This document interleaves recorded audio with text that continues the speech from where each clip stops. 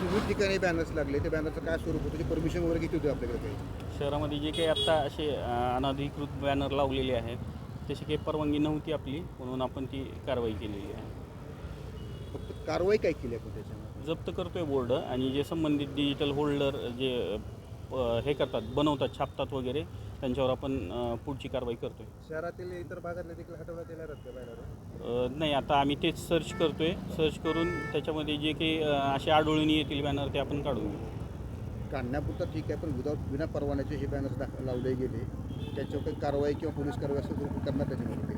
तर निश्चित आम्ही त्या संबंधितांच्यावर, डिजिटल बोर्ड जे मालक आहेत त्यांच्यावर आपण करणार आहेत. ज्यांनी छापून लावलेले आहेत त्यांच्या संबंधित प्रिंटिंग प्रेस असेल वगैरे वगैरे, त्यांच्याकडे आपण कारवाई करणार. असे किती बॅनर्स लागले? शहरामध्ये आता बॅनर्स विदाऊट परवानगी असे भरपूर असतात, परंतु आता ते आम्ही सर्च करून घेतो नेमकी किती आहेत, काय आहेत, आणि त्या पद्धतीने आम्ही कारवाई करतो. आपल्याकडे कोणी तक्रार केली होती का? नाही, याची काही तक्रार नाही.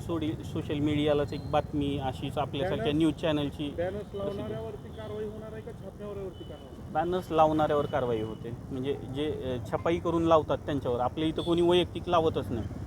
आपल्या इथं प्रोसिजरच अशी आहे की ते प्रिंटिंग प्रेसवाले छापतात, लावतात.